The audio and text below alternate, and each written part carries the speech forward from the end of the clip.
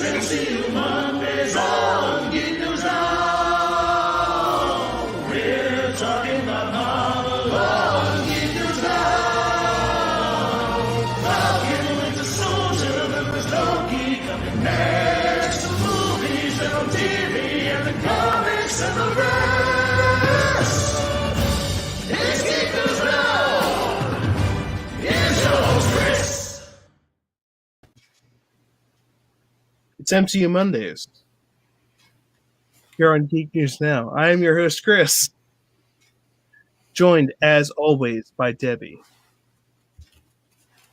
Debbie, my co-host, we're going to have to update that song, I'm telling you.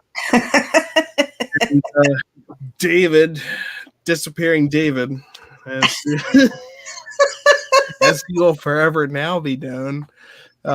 Disappearing on us there for a moment, but I'm sure he'll be back. David will be back with us. This is MCU Mondays, where we here on Geek News Now talk about everything happening in the MCU. We talk about it on Mondays because they release stuff on Fridays.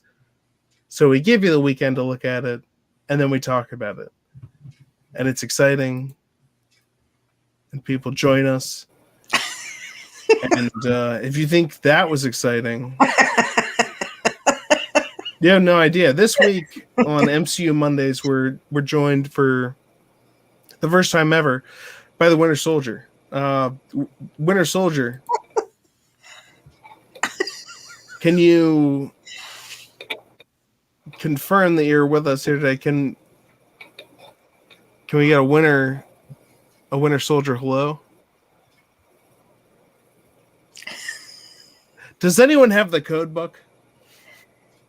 Furnace, longing. I think you got something right. Quick, keep going, or we're all dead. I don't remember the rest.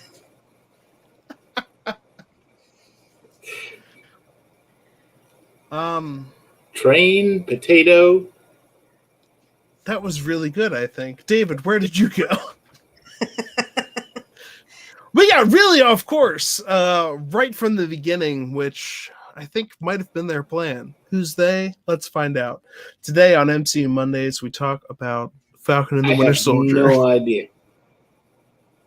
Exactly. What's happening? What is happening? We ask that because this new episode started out with us trying to... I guess they wanted us to heartfelt identify with the new Captain America. Did any of you feel... I personally did not get off on the same page as them, so I was not feeling it. I say boo. Does anyone else like the new guy? I don't. Well, the first episode, no, but the second episode, I kind of started liking him until the very end, and then I was just like, okay, I'm done with you. I'm over it. So I think part of that is that's what they overall wanted you to feel for this episode. Like they wanted to start you out sympathetic for this. Hey, he's just doing his best. He's just a guy out there trying his best. And he is in America, but it doesn't feel like propaganda. Like I'm not saying they're setting up false crimes for this guy, but they're making more out of him than he is. Am I alone on that? Somebody tell me how you feel. What do you think about the new Captain America? Debbie. what is going on? I don't know. Don't worry about it because Kevin's back. Oh. Cam didn't get a link, by the way. Okay. And I forgot what the question was. What did I think about the episode? What did you think about the new Captain America? Oh, the new Captain America. Or like, what do you think about them? What did you think about the sympatheticness they were trying to get you to feel for him in the first place. Like, did you feel that was? What did you think? I mean, especially in the where he's getting ready to go out onto the football field, he's having a conversation with Hoskins and I guess his girlfriend. I didn't quite get who she was, but he's talking about how, they're talking about how he's got big shoes to fill, and he's just, like you said, he's just out there trying to do his thing, and during the interview with Good Morning America, he's talking about how he felt like a brotherhood with Steve and he admired him, but I don't know, I still get that arrogant cockiness from him. So yes, stay out of my way. Yeah. That one I felt kind of sympathetic with him until he said that, and I was like, really? I think one of the things that plugged about that was the fact that he said the stay out of my way. Captain America would have been more like, look, I don't want to fight you, but I will if I have to. So just, you stay in your lane, I'll stay in mine, and everybody's fine, And he was more threatening about it. I think that was what kind of, I was, up until that point, I was kind of like, yeah, you might not be too bad. Well, you could see the good side of, like, that person. And I think that's what they're trying to push on us from the beginning of the episode was like, hey, this person isn't that bad of a person. Because at the first thought of this cat, like from the end of the previous episode, was no. And so they introduce us with all of the great things about this guy. And no matter how great that person is, that person's never going to be the person that Captain America handed the shield off to. That's my feeling on it. What do you guys think about that? I was reading something about, I don't know how spoiler we're going to get, but I was reading about kind of the history of U.S. Agent and who this guy is. And when he was created literally to be the antitype to Captain America. Captain America was the poor kid who grew up in New York. They created this guy to be from a wealthy, upper middle class family. Captain America had these strong values and morals. He held on to it. He never compromised. Here's the guy who compromises. They created him to be this opposite character. So by design, U.S. Agent was to be what a normal person with super soldier powers would be if they weren't Steve Rogers. And in the comics, before he is ever Captain America or U.S. Agent, he does get super serum powers.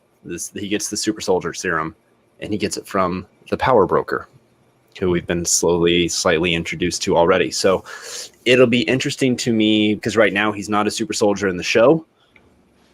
So who knows what they're going to do with it. And if we tie it back to the first Captain America movie, the serum amplifies whatever's inside. So are we going to see him become a bad guy? Are we going to see him become an anti-hero? And is the super soldier serum, I mean, that's the thing that got put into Captain America.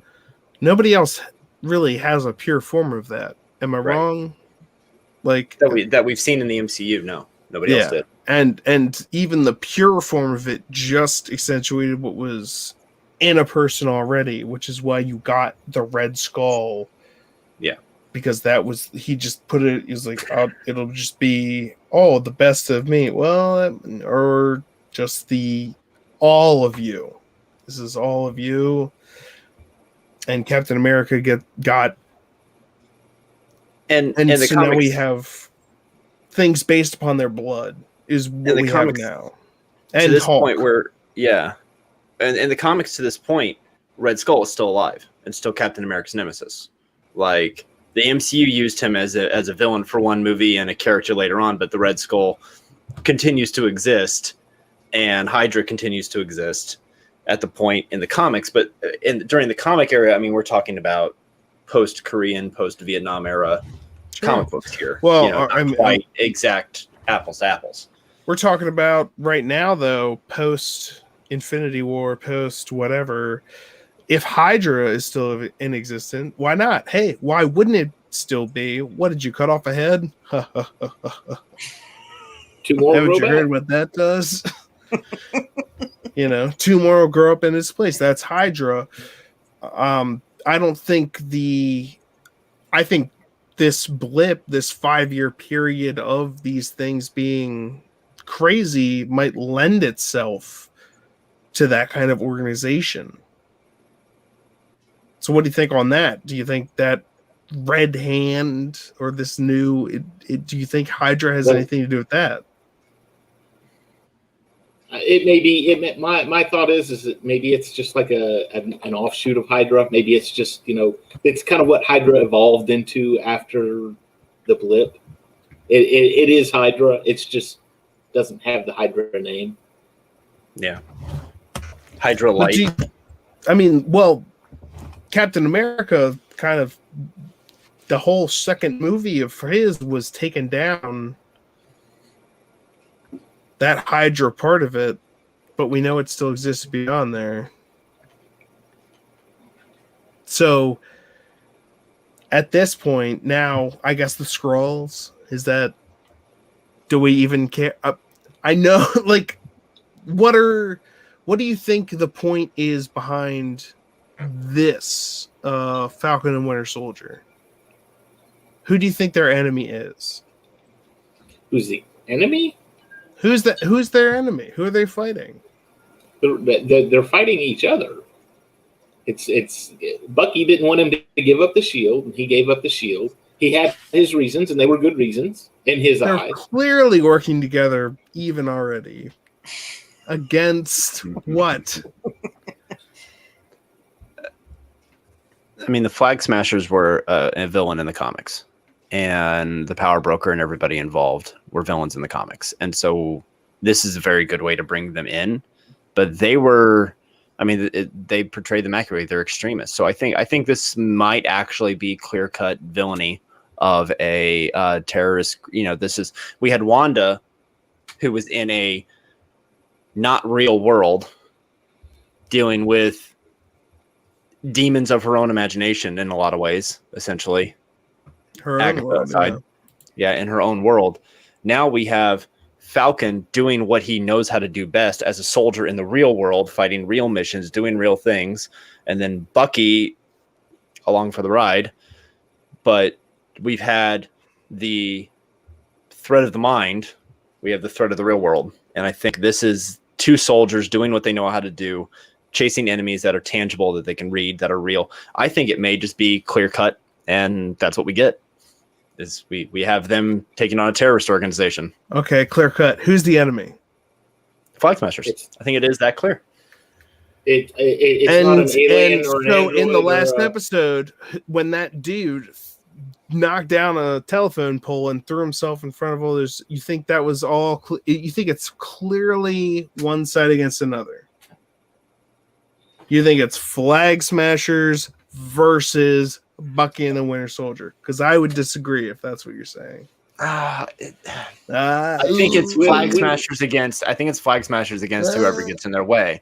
I think also it's Flag Smashers versus the people that just stole some of their technology, stole some of their stuff, and that's what we see in the last episode. Is some of the offshoot of Flag Smashers getting away from that group.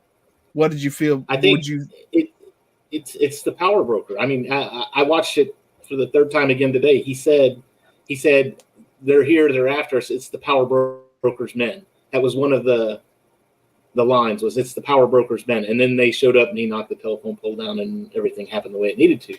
So I think you're right. I think it's kind of the Flag Smashers extremist group of the Flag Smashers, even though the Flag Smashers are an extremist group.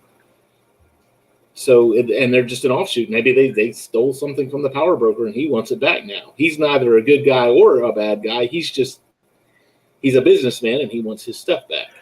Also, the Flag Smashers were a group that existed before people came back from the blip or whatever. So that was a group that was determined on destroying these borders. And now the people that have come back, they're more used to the borders than the people that have been getting used. Everyone else has been going on without these people for the past 5 years.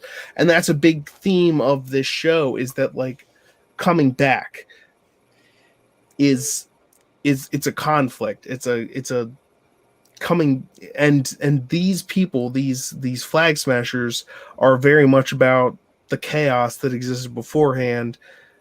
Now that people are back, it's another form of chaos. I think it lends itself to their ideology. Could In a Ben way. Zemo be the power broker?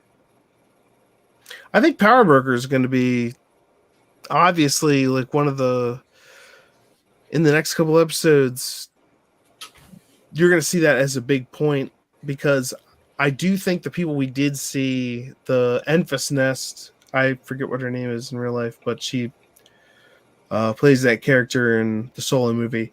When she takes her helmet off, or in this, when she says, like, we've got to get away, I think she's talking about getting away from Power Broker.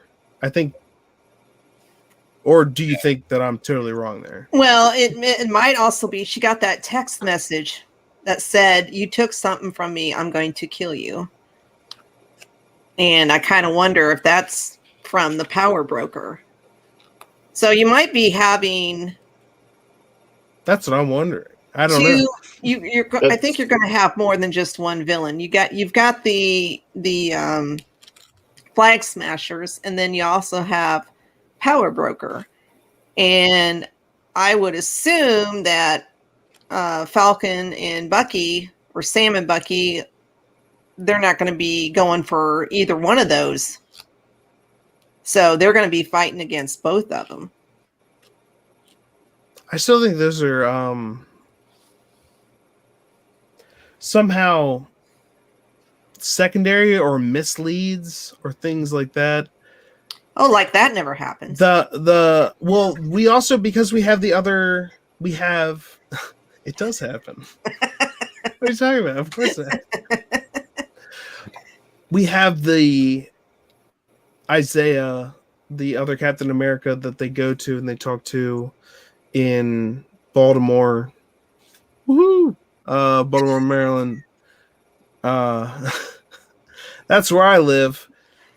And it was interesting, though, to see them talk to that guy, because that just, you could see that was the first time Bucky and the Winter Soldier, or Bucky and Sam were teaming up. And Sam didn't trust Bucky. And then they go and talk to a guy that Sam had no idea even existed. And Bucky's like, don't worry about it. And so I think that goes, and then they have another therapy session, which doesn't work out well. By the What way, do you guys think about the therapy session was amazing. That's probably the I think best that's part of this huge. I episode. think that's hugely important. But yeah, David, go on. I think it's big. I think just that's the way they interacted with it. Oh yeah, it was the therapist was great. She was trying to get them to connect and find what was wrong with each other, and they were both too bullheaded to do anything about it. And it was like, and it just made for great. I would say great cinema, but it's great TV shows. I think for me, the most important scene is when Bucky is talking with Sam about, why did you throw this shield away? Steve trusted you with this shield, and you just gave it away. So if he's wrong about you, then he's wrong about me. And I thought that was really important. And I'm really hoping Sam, that opens his eyes as to why Bucky feels the way he does. So It showed the therapy was working. Mhm. And I think that's the first time that everybody realized that he isn't the Winter Soldier.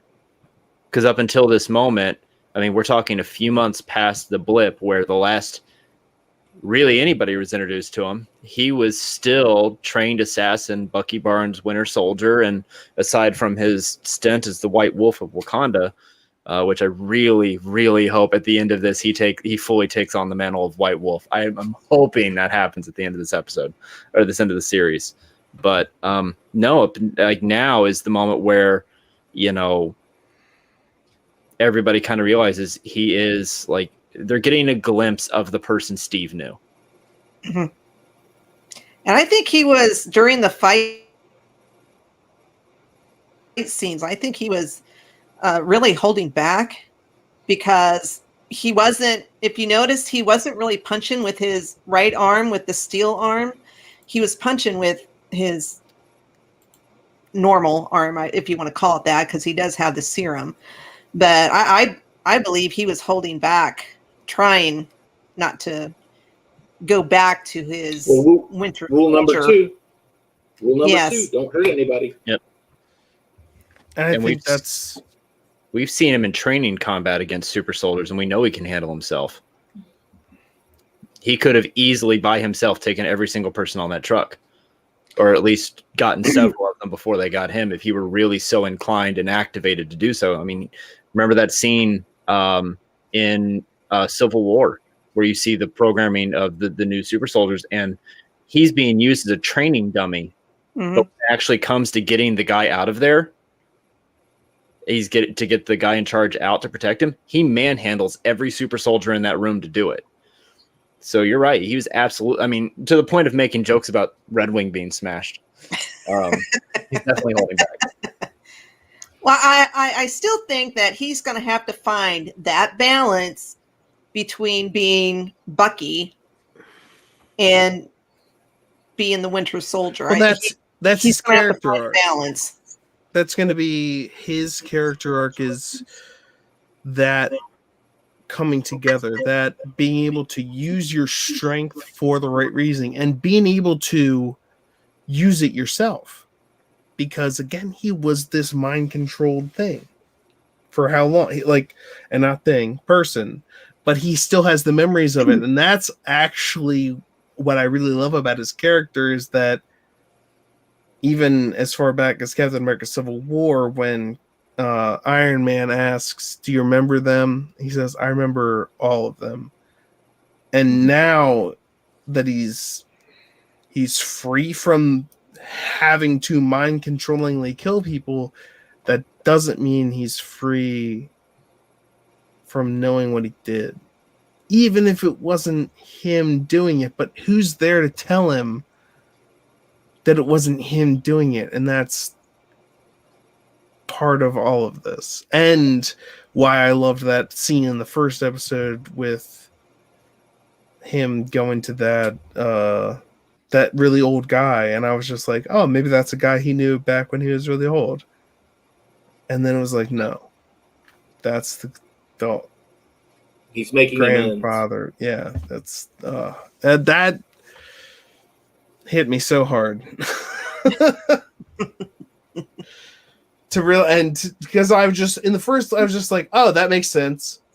He's old. He's hanging out with old people. And then it was like, oh my gosh, he was trying to apologize to that guy. Do you notice Zemo's on his list too? To make amends? And how is that going to happen? Well, they're going to have to work with him, right? Remember when we've seen him make amends with somebody already? He exposed their corruption and ended it with, "I'm no longer the Winter Soldier." And that was his way of saying, "I'm not here to kill you. I'm not your lackey. We're good. Oh, by the way, here's all the police and the exposing all of your corruption and everything else." I'm like, okay, that's good. It kind of depends on how he sees the person and what they're like. how do I make up to this person? Yeah. Like, because clearly the people that he got in that parking garage, and when we first saw that was the first one they showed, I was like, haha, yeah. It was only afterwards that we saw the other side of it. It's like, oh, right, not everything you did or everything you know from being the Winter Soldier is good by any means. Mm-hmm. Well, I think Sam's going to have to step up and kind of be Steve. Well, I would say that Bucky can't be Steve. I meant as far as letting Bucky know that it's not his fault. He was controlled. Sam's just going to have to step up and do something to make this relationship work so that they can work together. Bucky still needs somebody to believe in him. Yes, and that's going to have to be Sam. People in therapy and going through the worst times of their life do. And that's why he's holding on to so hard what Steve's opinion of him was. Because Steve was the first one to pull him back from the edge. And now here he is agreeing to go on this dangerous, borderline suicidal mission with Sam against unknown odds. But I think he still needs somebody to believe that he can be good. Why do you think he's going with Sam? Redemption? I think it has to do. I think he realizes that Sam believes in him, because you had that whole bit in the first episode where she's like, "Are you answering your text messages?" It's all Sam, and he realizes that Sam is a good moral support for him, and plus they have that whole shared thing to where Steve was the best friend to both of them at one point in time. Bucky being in the World War II time, and then Sam being through Winter Soldier and everything else. And Sharon, whenever she decides to pop into the show, I think she might be something that could possibly bring them together. Bucky's love interest, I call it. That would be so cool. Well, I mean, come on. They've already kind of hinted at him trying to have a love life and how hard that is. I mean, how is he going to explain the vibranium arm? How is he going to explain the fact he's 103? How is he going to he would have to be living a lie, or you just date somebody that already knows all of those things, and it's like, oh, well, that's easier, right? So that's a fan fiction I have going in my head right now. That could work. Steve's gone, Bucky moves in as wingman. It's cool. I will say I was wrong about apparently I was wrong about my Zemo thing too. Him being blipped out of, I said that last week, he would be blipped out of the prison and now he's running free, and now apparently they're going to do a Silence of the Lambs with him. So. Well, there were a lot. It was interesting to me to see how quickly different things got accomplished, and how, you had the first episode where Bucky and Sam are not even ever interacting at all. And then in the next episode, they're just like, their introduction is literally Bucky's hanging out in a hangar that Sam is going to a mission on. And I'm just like, that's literally all it took for that. Which at first I was like, really? If it was that easy for y'all to get together, then why didn't you do it before? And then I was like, oh, right, because of the shield. And like, there wasn't a inciting incident. And now there has been. And so now Bucky's pissed. Why did you give it away, Sam? What are you doing, Sam? What are you thinking, Sam? And Sam's like, don't act like you know me. I feel like there was a real Lethal Weapon moment there during the whole stakeout scene. From the moment they jump out of the airplane and to just all of that whole brilliant comedy, semi-serious bit.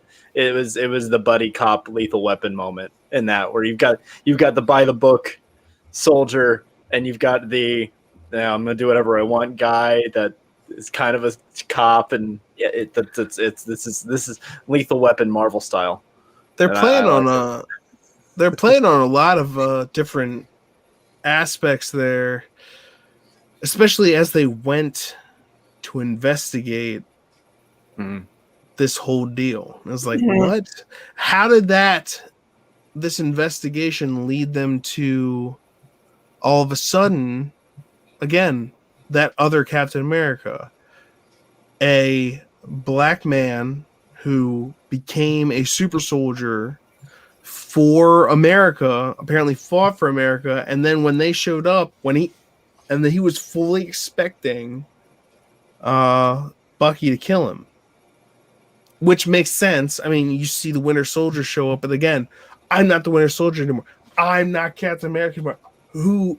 What are these things? And these titles, these mantles, don't mean what they used to mean. What do they mean now?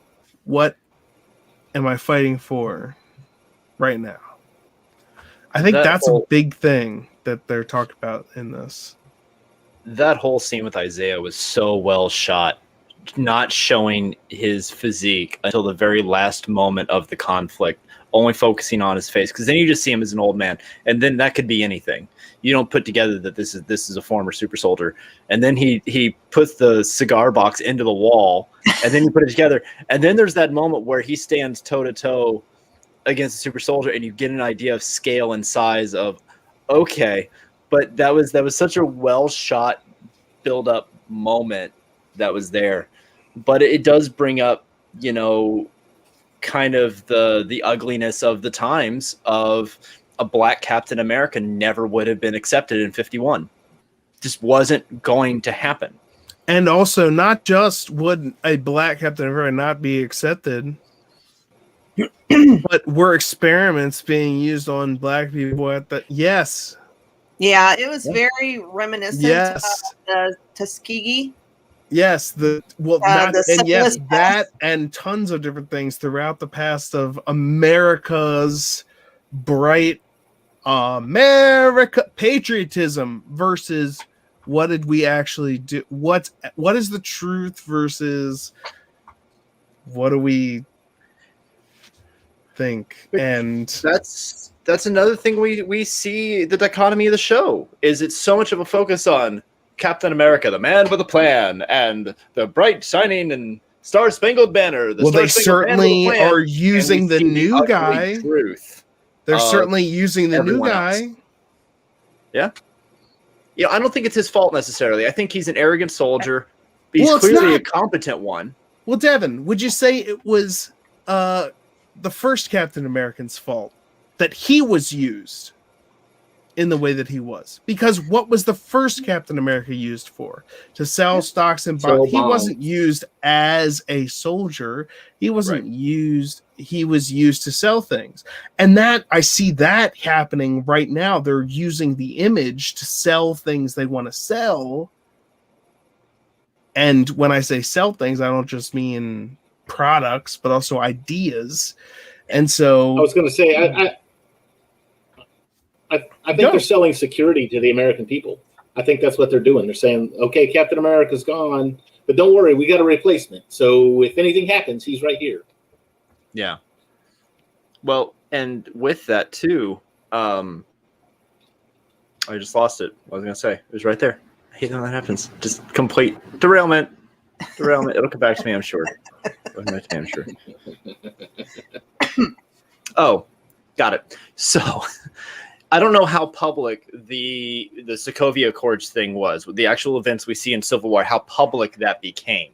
I mean, they destroyed the airport, but he talked about in the interview we see with the new Captain America, he talked about how he followed Steve Rogers' career very closely as an Avenger, saw him as a brother. And if you remember, the whole thing of stay out of my way, a lot of people hate him for that. And it was a jerk thing to say. Absolutely. You don't say that to the two people you just said it to. However, he's not that far off from the attitude Steve Rogers had during the whole Civil War thing of, I can't do this. What if I need to go where I need to go and they won't send me? So he could be, going, oh, well, I'm trying to emulate the personality of this guy who went against everyone. Then how could you be blindly following the orders of a government? Because that was exactly what Captain America was going against in those movies. It was amazing to me that you just compared him to that thing, because that's what the powers in control of this new Captain America would want you to think. Right. Because there are powers in control of this new Captain America, where in the past there actually weren't. And that was the whole thing he was fighting against. And now the Captain America is actually beholden to legitimately, not the Sokovian Accords, but literally America, whatever the hell that means. As opposed to Captain America, who was willing to go against any sort of anything, but was willing to stick to his own ideals. That's completely different than what we have now. That's actually, we have these two powers fighting against each other, which is Falcon and Winter Soldier are willing to do the right thing as opposed to the ordered thing. Right. Well, there's said two it, other. Falcon said it. He said, "Oh, go ahead." There was two other things that Walker said that kind of really pissed me off, and that was the writing in the back of the Jeep or truck, whatever you want to call it, and he refers to Sam as Steve's sidekick. His wingman, yeah. Yeah, his wingman. And I was like, wow, insult much? And then when he bails Bucky out of jail, he refers to him as an asset, which, somebody he can use for his purposes or whatever. And I just thought that was, I kind of went back to really disliking this guy. It's interesting because that again is just his thinking is more in line with Tony Stark back at that time. And it's not even necessarily to say that the way that he's thinking is wrong. It's like, hey, you person over there, how dare you, with all your life experience and all that cumulative coming up to this, let me from this point, looking at it. No, it makes sense that he thinks the way that he does and that he looks at things. And that's why it's like, I hate him, but I also understand him. He was probably also told that Falcon was Cap's wingman. I mean, again, if we're going off of, this is a trained soldier in the United States Army and he's following the orders as a soldier, then all he's going to know is what they tell him. That was part of Cap's problem, was not giving him all of the information and the government deliberately not saying certain things to him. So here we have a guy who's a victim a little bit. You can hate him, and I do, but he's a little bit of a victim of what he's been told. What bothers me about his character is how he keeps trying to be familiar with Bucky. Keeps calling him Buck and Bucky and all the names that Steve used for him, when you have people who actually respect him calling him James. What? Like the therapist. So you think he should... That's interesting. I agree. It also seems to anger Bucky when he says those things and acts familiar with him. But how... to play devil's advocate, how am I supposed to get to know you? From the get-go, wouldn't you imagine, obviously, Bucky is going to not at all going to want to help but actually, he kind of does. He does his best, it seems like. What causes him to get out of that Jeep? Do you guys remember? Yes, it was the name. Battlestar, stop the car. That was the greatest line in the whole episode. Amazing. Stop the car. I was like, I would have done the same thing. That's what does it. Well, and they've made battles. I I'm going to do my best. And that's his therapy. Like, he's trying. He is trying. He's trying. You know how you know that he's trying? He doesn't have Cap's shield and people aren't dead. Yeah. If he was just gonna, if he just snapped, he would probably have the shield right now and be doing his own version of justice. He even said it to Sam. He said, "Why don't we just beat him up and take the shield back?" And that's actually what is really interesting, and that brings the focus back onto Sam and like, why didn't you take up the shield? And that's a big question of this whole thing. And I think a part of his character arc, Sam's, is going to be either taking up the shield or actually finding where it belongs if it's not with him. But Captain America seemed to imply, and by imply, I mean he gave it to Sam and said, "It's yours." So, do you guys know when, and I know this only because I wrote the article, I wrote an article on it. Do you know when Falcon actually became Captain America in real time in our universe? How recent that actually was? Falcon's been around since 1969. He didn't become Captain America until 2014 because there were concerns about a black Captain America. And it wasn't until the Winter Soldier had it in the comics before him. A lot of people had a U.S. agent, ran for 30 or 40 issues as a legit Captain America, super soldier Captain America, before becoming, I forget what he became after that. Yeah, it's actually fairly, we all want to see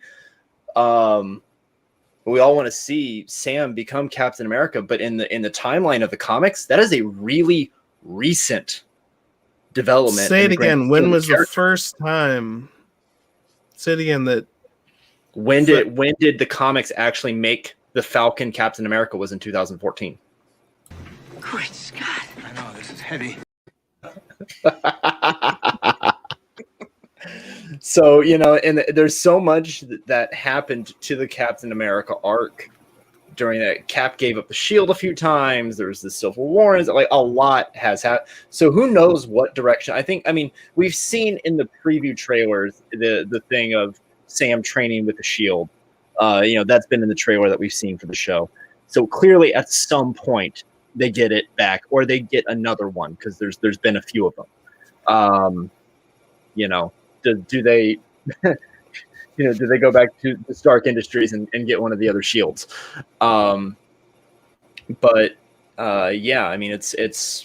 It's entirely possible that we may not see him named Captain America or until the very end,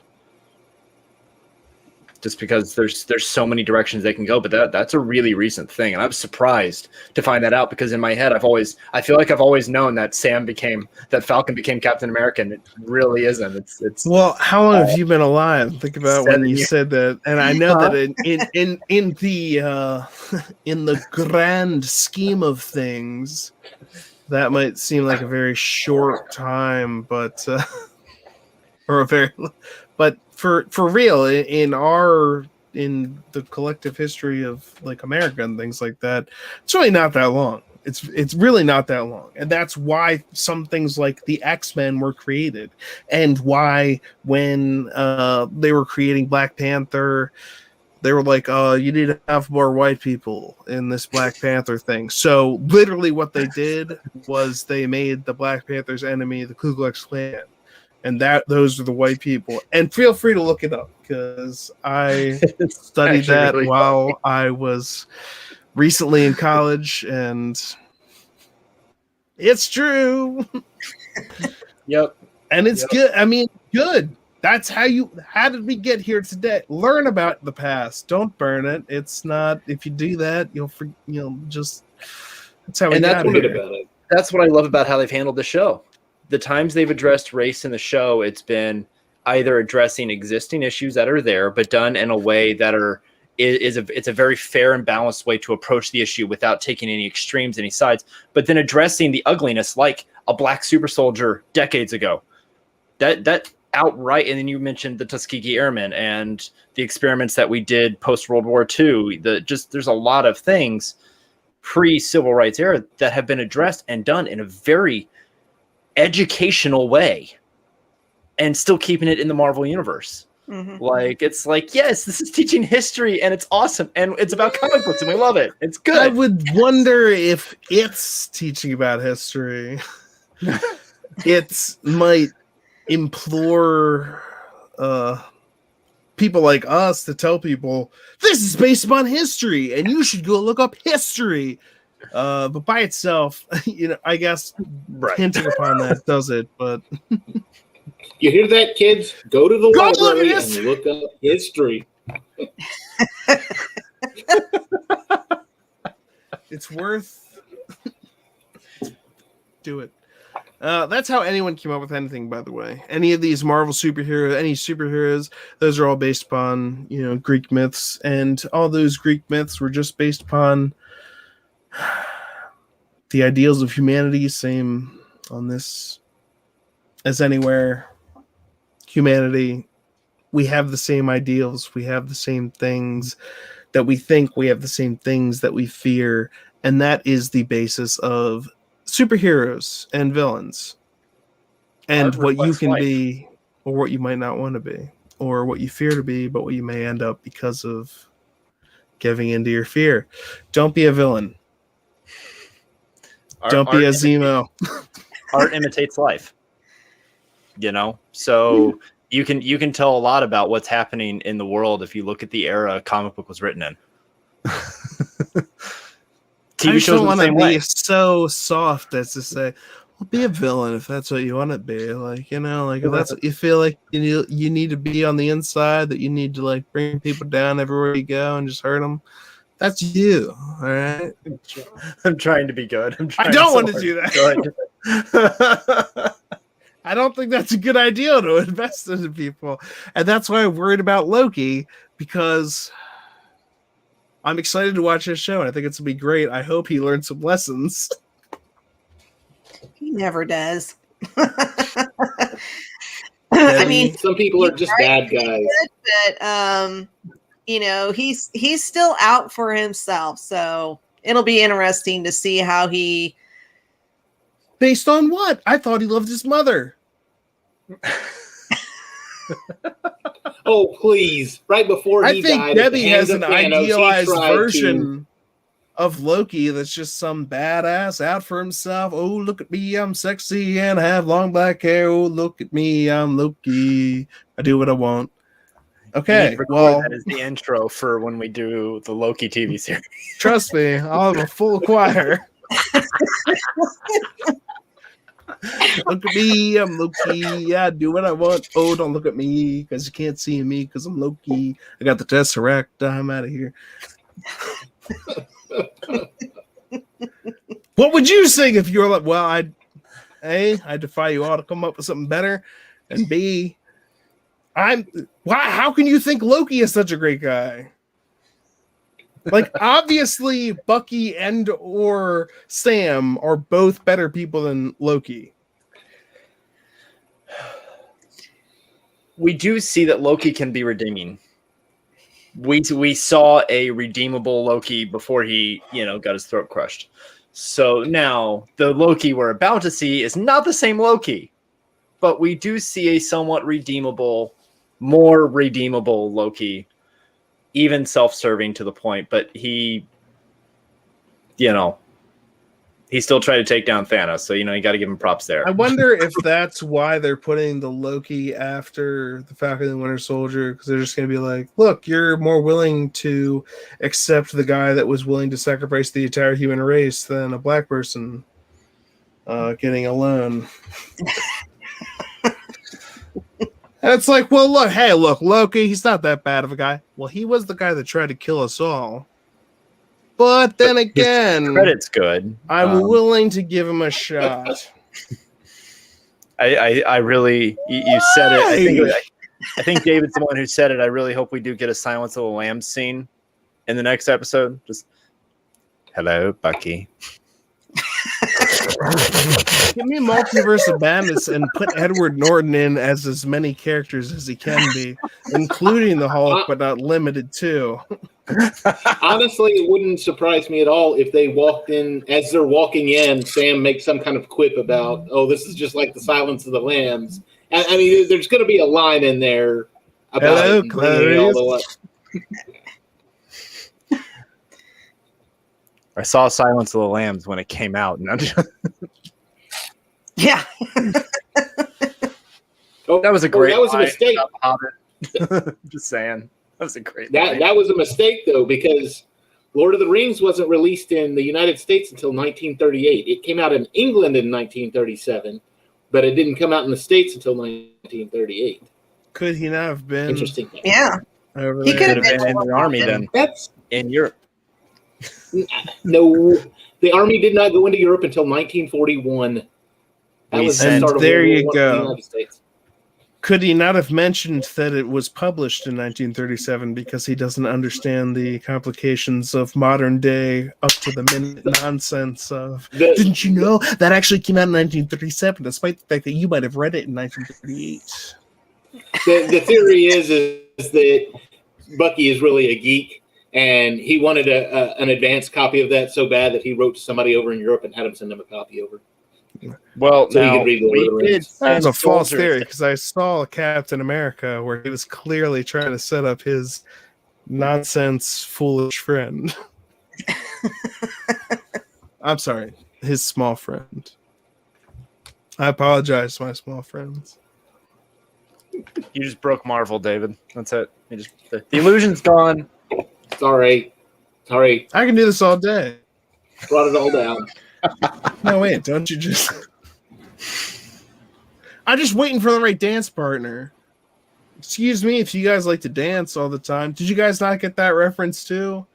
I like that the Bucky he's still kind of nervous when it comes to like girlfriends and stuff like that.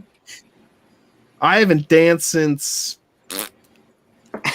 He mentions that in the first thing. He's like, I haven't danced in a long time. I haven't had a partner. He talks about a partner and he talks about a partner and dancing in kind of the same way that Steve used to talk about a partner and dancing. And having a partner for war is different than having a partner for like outside of war. Bucky was as far as Steve, Captain America is concerned, Bucky was his war partner, and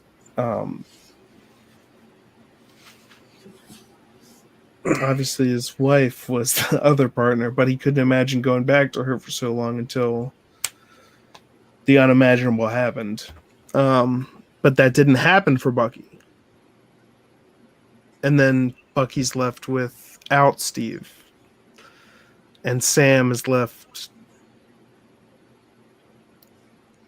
to be Captain America. And he doesn't think he can live up to it. I think that's the biggest thing, that's why he gives it away. Would you say that's why he gives the shield away? Because he doesn't think he can be Captain America?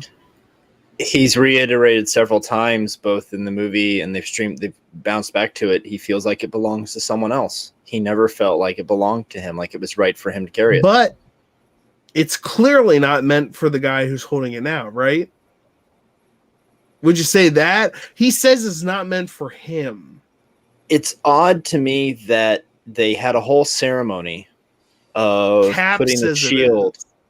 and the whole thing, the memorial and the putting the shield in, and the guy, if I remember right, the guy who announces your new Captain America was there as they were putting the shield away, and then almost immediately, hey, let's take this priceless artifact that commemorates this great hero off and give it to Joe Schmo soldier, 3-time Medal of Honor winner, who does this thing with his helmet over grenades.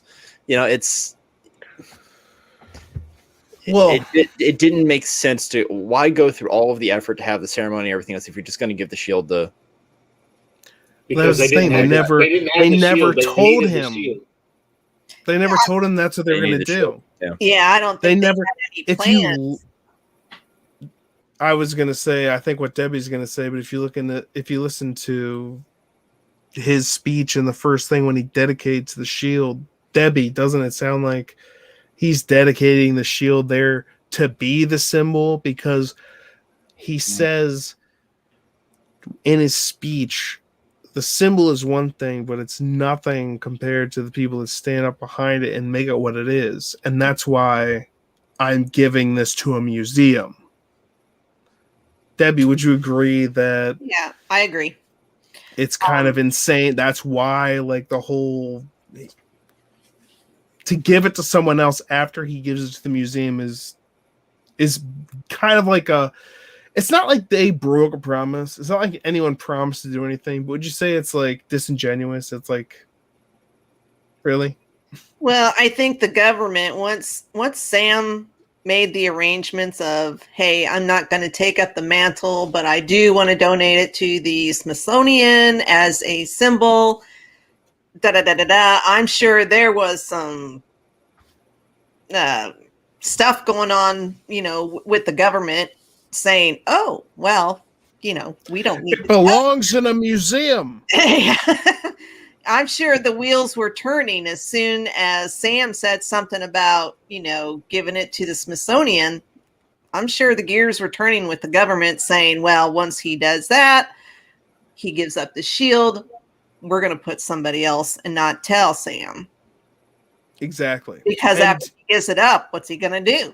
It's such a disingenuous plot, though.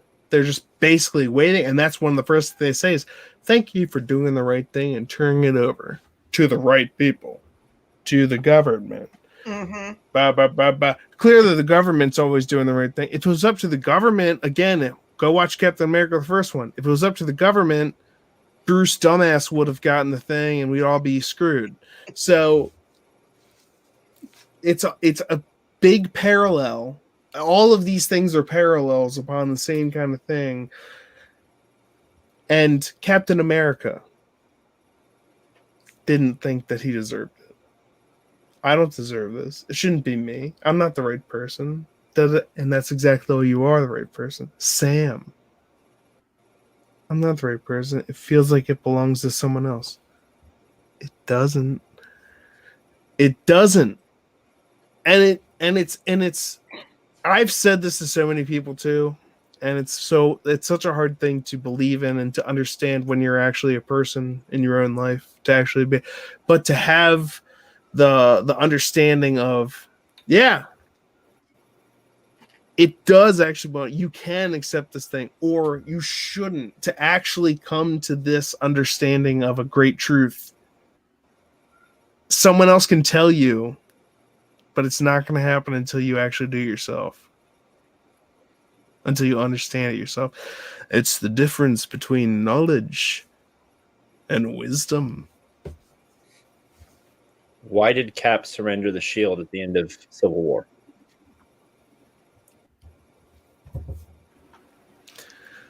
Why Tony did said it he? didn't belong to him.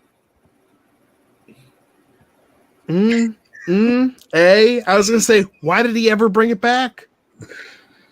Out of everything he did, what did he do? He showed up with the shield. He didn't want Morgan using it as a sled. He spent 2 years as Nomad after that.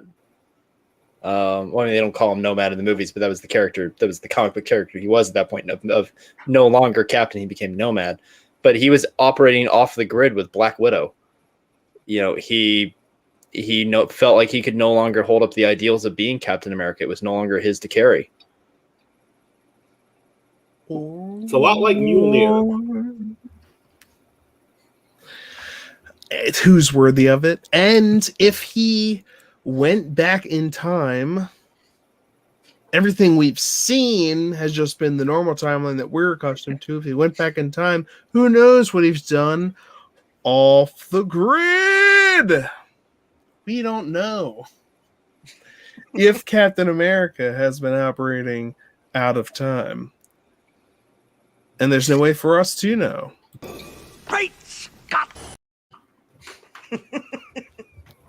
Time travel. It's not like any of those movies. They're all wrong. That's right. What a clever way for them to Die Hard. No, that wasn't one of them. I like how at the end of their movie they're like, when you mess with time, time messes back. And I was like, oh, that's way more scientific than all those things you made fun of.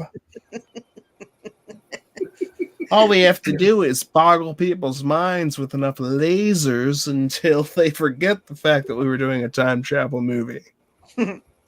Wouldn't that... Not enough time to... Well, wait, aren't we in a time travel... Quantum realm! Pim particles, Pim particles. Touche, Thanos, touche. Phase 5 it is, or whatever phase we're on now. I don't know. Watching Chris just now reminded me of an old Robin Williams bit. I'd like to talk about the very serious subject of schizophrenia. No, he doesn't. Shut up. Let him talk. I was actually the one that invented golf, and you got it anyway. It'll be interesting to see where the show goes. The door's wide open, and yeah, I mean the Flag Smashers. I'm excited to see them because they were a relevant comic book character, and they've been kind of like with WandaVision. They've done this great job of pulling from the comics and inspiring a whole new story in this universe of that we're in. So it's hard to say. I'm curious where Baron Zemo is going to fit into all of this. How is he going to get out of a maximum security shield facility? Pseudo shield government facility. How is he going to get out? What's that going to be? Are they going to break him out? Do we get a jailbreak scene? That could be interesting.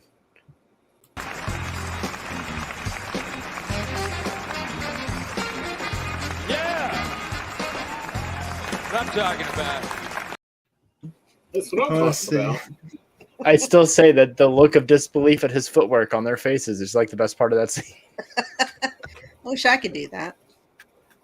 I do have a theory of one of my famous theories of where this might be leading to, because there's a few characters coming in that makes me believe we might be headed towards Young Avengers. Because go on. we have oh crap, I forgot his name already. Is it Elijah? Isaiah's grandson. Isaiah. Yes, thank you. His grandson. In the comics, he becomes Patriot. Mm-hmm. And we've already been introduced to Wiccan and Speed in WandaVision.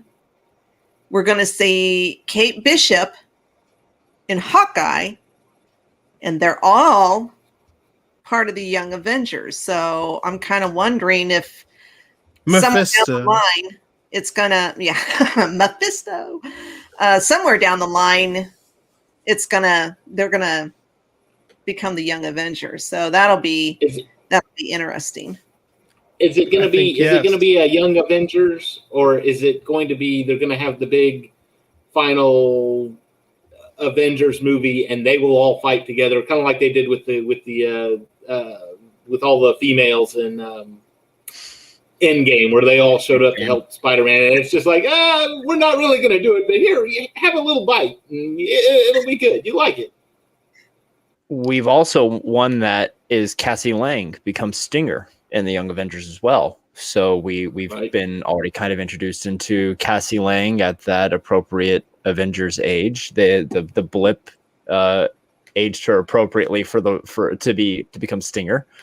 I think you're right. I think we could be looking at a good setup for Young. It makes sense. I mean, I think we will see Young Avengers. We might see the all-female Avengers, and I think, despite how heavy-handed that scene was in Endgame, it was stupidly heavy-handed, and I don't have a problem with an all-female Avengers movie or whatever. Do whatever you want to do. But if in the movie you want to be like, all of a sudden it's just the women that are all of a sudden doing things. Having to all be near each other on the battlefield. It didn't make it was... And then it's just like, well, how come during all the other movies there was all just men? And I was like, it wasn't. There was Pepper Potts doing things. She was the main character. I was like, well, that was the point of the movie. You got to anyway. it was heavy-handed. But if you want to do a female Avengers movie, yeah, they exist. There's a whole comic series based upon it. I'm down. If you I want to think do, we'll see Ironheart at some point. I guarantee you'll see Ironheart. I'm pretty sure they've already Have they said confirmed it? who. I thought they already said who the next actor was going to be, but Ricky. Oh man, I am awful with names tonight. Yeah, I was thinking her name was Ricky something. yeah, I don't remember. I thought they had already confirmed that was going to be happening, though. I could be wrong. No, they since have. I can't They remember have the name. confirmed that. Dominique Thorne is the name of the actress who will be playing Riri. Riri. Riri is the character. Dominique Thorne is the actress that'll be playing her. And that also makes people wonder who's going to be the next Black Panther. Is it going to be? I know they said they're not going to do Suri. I don't think they're going to do her, even though she was one in the comic books. But I know they said they're not going to digitally replace Chadwick Boseman in that role. I go back to they had to film a lot of Chadwick scenes around his cancer treatment, so they knew they had a contingency. They knew, in place. yeah. Marvel has a plan. The public didn't know as much. Plan. Yeah, about that, but the Marvel certainly knew. And again, respect to Chadwick Boseman for being to perform and do as many things as he did, knowing himself that he was gonna end up, dying. And I don't think enough has been said about that, and I don't You think can be enough can be perfectly said. healthy. You can be perfectly healthy and struggle to keep that level of physique, let alone have stage 3, stage 4 cancer and keep that level of physique. And I'm sure there were probably some parts where they did some digital things to help him because chemo is hell on the body. But, you look at him,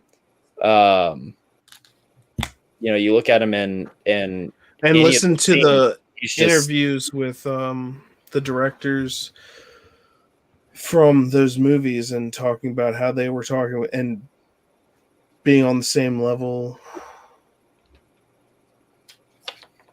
getting to interact with him and getting to talk to him about performing in those movies. And it's not like he just did Marvel movies, by the way. No. He was also doing the Jackie Robinson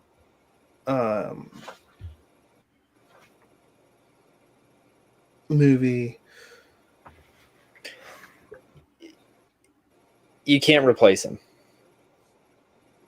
And I think Marvel went into it knowing that there's a legacy, not just with the character and how well the character was portrayed, but everything that the character represents. And what, they ended the note of the Black Panther movie ends with them trying to, rebuild some of the black slums and trying to bring Wakandan technology to the world. It ends with this ray of hope that's out there of Wakanda trying to do the right thing and him trying to lead that. So there's a lot of things represented and metaphorically represented in the character of Black Panther. And I think Marvel will do it justice because Marvel isn't stupid. And I think they've had a plan all along. And so far, I mean, let's face it, we're at over an hour now talking about one episode of a TV show. I mean, clearly we've learned to trust and they do it well. We also branched off on a couple of topics, but again, that's all. It comes. It's all connected to. Yeah. It's all connected to what we're talking about. And Ryan Coogler is the director of Black Panther, and he also took on. I'm pretty sure directing the next one. But they've also talked about starting a series, a Wakanda series. And it's not just, while we talk about how great and how important he was to make Black Panther or to be that icon. It's also got to continue. It's got to go on, and in different ways. And that's the whole purpose of the superhero of to show that you can be the best that someone can be the best that you can be. And there's many different ways to express that, to do that. I saw Well, one. It's interesting. Go ahead. No, please. It's interesting how far ahead the heads of Marvel think. And I meant to look it up and I forgot to, but well, I guess it would have to have been the first Captain America. Where The spam chat is weird. Red Skull says, I have seen, I don't know if he said the future or your future, but there's no flags. And I think that's kind of referencing these flag smashers because they kind of want it all to be one people, one world, no flags. So to have that reference way back in the first Captain America movie from Red Skull all the way to what we have now, I think that just shows how far ahead Marvel thinks on this stuff and how they plan. Well, of course, they planned, 23 movies. So, and Stan the Man was good at that too. And I think hearing you say that, if you look at, we'll use Falcon as an example. 1 year after the Civil Rights Movement, 1968, 1 year after the assassination of Dr. King, here's a major black African American from the Harlem, streets, and we're going to make him a hero on the same level as Captain America. It was looking towards the future, but really I think what it was addressing an issue that existed and then writing the best possible outcome. And then a certain amount of faith in humanity that we would go down that path.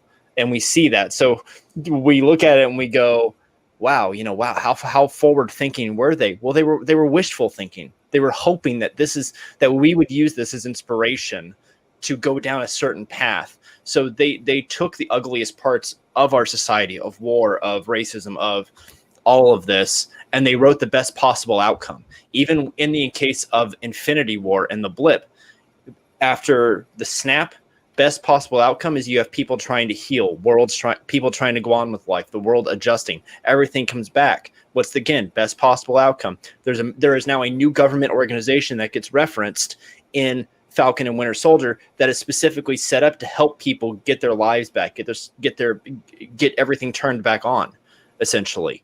It's writing it from the point of view of, here is a horrible event. What's the best possible outcome? What's right towards that? And it's a consistent pattern, and it works for Marvel. And you find a formula, it works. Shakespeare was good at that. If you read any Shakespeare's works, it's the same formula over and over and over again, but it works. Well, it's a positive future. The formula of Shakespeare is the formula of the Greek comedy and tragedy, and if you want to look into it more, it's just Joseph Campbell. It works. He told you the hero's journey. It's there. And you're right, that standard formula does exist. But there's actually a reason that standard formula works, just like in math, 1 + 1 = 2. In life, you need tragedy to make things good. Comedy. Like, you can't have goodness without badness. You need the dichotomy of those things. And that's why you have such a great show in Falcon and the Winter Soldier. You got two characters at odds, but going for the same goal. And that puts they're at odds, but the bigger at odd is the thing they're at odds against. But the thing they're at odds against has its own, You know, we've seen that the power broker is having power struggles within. We haven't even seen power broker yet, but we've seen power struggles within there. So that's where this all comes to a head within itself. And that's how you get. And people were saying, well, how do you get a story within the MCU that doesn't have to do with everything else? And I'm not saying it doesn't have on some level something to do with everything else, but some people are expecting WandaVision to go right into this. And it's like, no, this is not about WandaVision. This is about the Falcon and the Winter Soldier and the legacy of Captain America. That's kind of a sub thing because it's about them and how they're going to be handling this and how the legacy of Captain America is going to be handled. And it's very interesting because right now we have a new Captain America. So I have a quick theory. I want to pose to the group. Pose it. We had a lot of references to Wanda and the Mind Stone. Are we going to see a reference to a different Infinity Stone worked in with Falcon Winter Soldier? Are we going to see, and with Loki, we know he has the Tesseract, so we know he has the Space Stone. So we're sandwiched here. So we've had the Mind Stone address and the Mind Stone's power and everything it can be capable of, because right down to she created the entire world and Vision as fragments of the Mind Stone. We know Loki has. So what Infinity Stone are we? Do you think one will show up? No. Yeah. I hope not. I hope that It'd be a stretch. Yeah, like, do you, David? Do you think anyone? I hope not, because the only references to any in the last one was just through what Wanda recalled of it, and that was like what she got it from. So I would kind of hope that this one has no references to that we're going towards something new as opposed to. I think this series, rather than focusing on the cosmic aspect of things, this is the Michael Bay part of the series right now. This is we're solving problems by punching.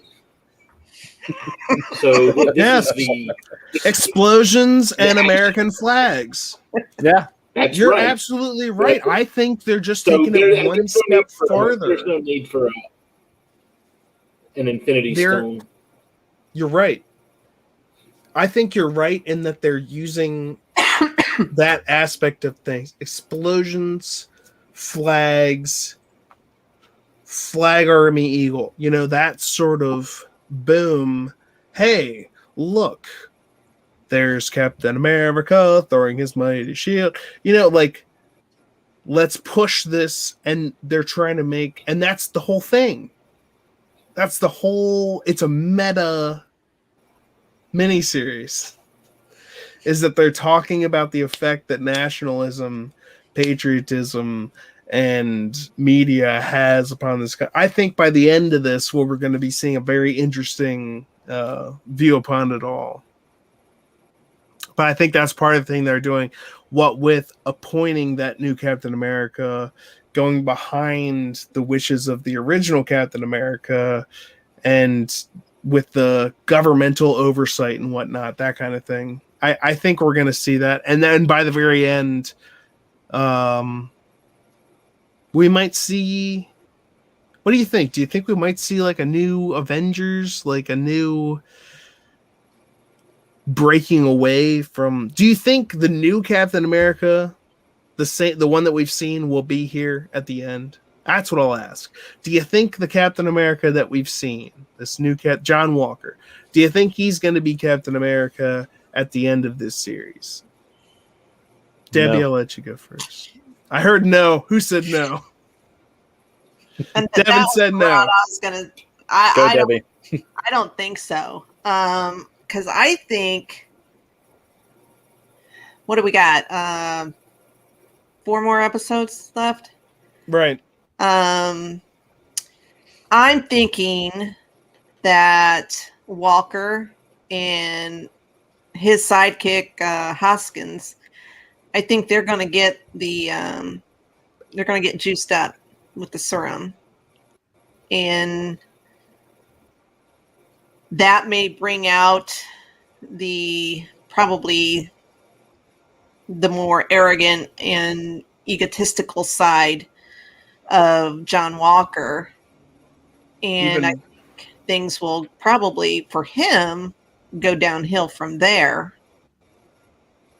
Just a theory. Even more so because we've already seen that. Just based on what you said, you said once they get that injection, or once they get that super soldier, that'll start amplifying those effects. Are you basing that just off what you've seen from them already? Do you think they've gotten it yet? Do you think it's like that's going to be a temptation for them to come in contact with it, and then once they see it, they're going to want it to make themselves? I do. The new Captain America. I think since the power broker probably has the market on the serum, I don't know if anybody else does. The government's wanting it, our government, and they're wanting to create another true Captain America. But I think they're going to be vastly disappointed. That's not going to go the way they think it is. They want a Captain America they can control. But how did it go the first time? I think we're going to see a repeat, but we might see in the way that these things compound upon themselves and become, the first time we had a Captain America that didn't go the way the government wanted and became a hero for us. This time, we might see a hero that didn't become the hero that the government wanted, but isn't quite as Captain America as like we would expect. What do you think about that? Do you think he's going to get a taste of that power and then become his own thing?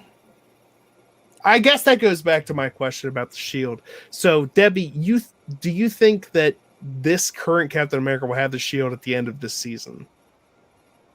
I'm still trying to figure out if there's multiple shields, because we talked about that in the last episode. Do you think he's going to have this Cap shield at the end? Or I'm going to say no.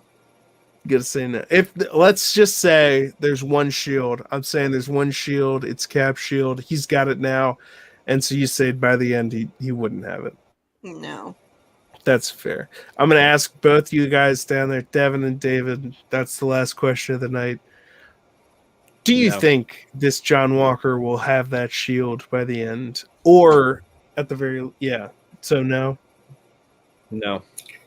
I think he'll drop it. I think we'll see a civil war. He'll realize he can't take, and he'll drop the shield.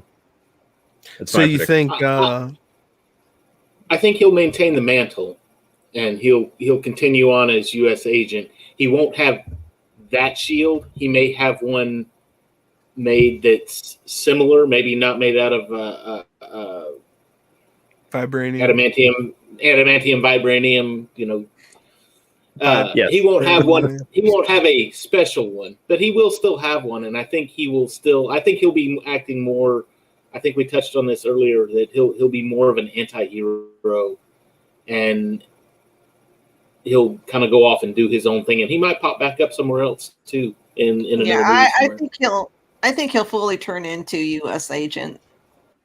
And I think, Devin, does that go possibly with what you were thinking? I know just within this question, once we brought up multiple shields, I'm thinking if a legitimate one exists. His whole dichotomy in the beginning of this episode is can he, the expectation upon him, he's just trying, and you see when he's in front of the cameras, he's very much the showman. He's very much giving people exactly what they want, but in the locker room, you see the unsurety of what he's taking on. And I think when, he's obviously a good soldier, he's obviously a faithful soldier, and he's quite skilled. They established, his physique and everything else without the super soldier. But I think that when it comes down to it, he's going to realize that he's fighting something he can't possibly fight against. It's something he can't possibly live up to that.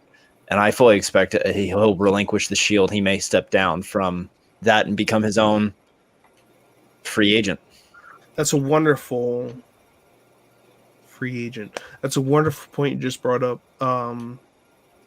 The on camera versus off camera. When he's on camera, he's presenting and that's what he feels his duty is, to be the symbol, which we've talked about. What is the shield but a symbol, and was the man behind it? And so he's trying to be the symbol, but that's what the shield was supposed to be by itself. And now he's trying to be the new, like, Captain America, and that's what Sam's trying to say is, like, there is no other, like, Steve Rogers is Steve Rogers. There is no other Steve. The shield is, and that's a great on camera. He's projecting the image of what he thinks people need to see. And off camera, he's doing everything he thinks he might need to do the right thing, to save the world, as it were. But now that I'm off camera, I don't need to be Mr. Steve America throwing his mighty shield. I can do whatever I need to do off camera. And that's a very interesting thing, that he feels confident on camera, or he shows a certain thing on camera, and then off camera he's not as confident. That's very interesting. And I have a question. Do you think that the Flag Smashers were expecting either the new Captain America, or they were fully expecting Falcon and Bucky to show up? I'm talking about the semi-trucks, the convoy. Because, I mean, Bucky jumps, he runs past the first truck, jumps onto the second one, but yet nothing is done. It was like they were expecting it. Now, whether they expected Sam and Bucky, or they were expecting Hoskins and Walker, I don't know. But it just seemed, to me, it seemed like they were expecting it. And I wonder again, I posited this before we saw this last episode. I said, are there going to be things set up for them to beat this new Captain America? Are there going to be media setups, crimes set up for them to beat? And the only reason I even continue saying that now is because when new Captain America gets hit off of one of the semis, he lands on like a Prius that's following behind the two. And why in the heck is a Prius following a superhero battle? Other than... And if it was just to catch that guy on that scene for that reason, well, that's bad storytelling and filmmaking. So I needed the car there. Why? It's a Ralph Boner. Well, this is Boner American. This is It was Agatha all along. I'll start calling it right now. Just kidding. That kind of thing, though, the fact that because right before that, he threw the shield to kind of like sacrifice himself. It's like, oh, look at him being all Captain America-like. And then if it wasn't for that car, he'd be dead. And then they kind of use that instance as a team building thing between them and the old Captain America, or them and Falcon and Winter Soldier. So I wonder if that was all just a staged thing or not. Yeah, it just seemed like done it before. I feel like it's possible. read the history of Super Patriot and who Battlestar actually Well, I thought that was why. Thank you. Yes, I thought that was why Bucky was pissed. Battlestar. So in the comics, Super Patriot, who we know as John Walker, he was Super Patriot before he was anything else. He was trying to get Captain America's attention, trying to be as good as Captain America. He hired a group of commandos to stage a fight in a park. One of them was his friend. They were called Bucky's Battle Urban Commandos. And the only one, when the government did approach him about taking on the mantle of Captain America after Steve dropped it down, this is a very condensed version of this. His friend kept the name Bucky for a while until somebody convinced him it was a racist name for a black man, and so he changed it to Battlestar. But originally, he was a professional wrestler, actor, soldier who staged a fight in a park to get Captain America's attention and to show he could be that good. So I just want to say he's done it before. and since, well, do you think that's why nobody in this show, in this iteration, I love you for bringing that up from like comics and everything. Thank you very much. That's what I was hoping someone. But since in the MCU as it exists, we haven't seen this. Do you think that's going to come up? Do you think that's going to be something that like? Do you think that's why he was pissed in this? Do you think so? Like, No, I think he was pissed because it sounds like a stupid name. no. Battlestar. Stop the car. I'm gonna hit him. You know. I thought they were referencing Battlestar Galactica or something. Well, that wouldn't be a reason to get out of the truck. That would be the reason to stay in. We're gonna rush. Okay, this has clearly gone on for far too long. I'm gonna call it now. I want to thank all of you as usual for being here. Debbie, David, and Devin. 3Ds in the C. Sounds like my report card. Oh,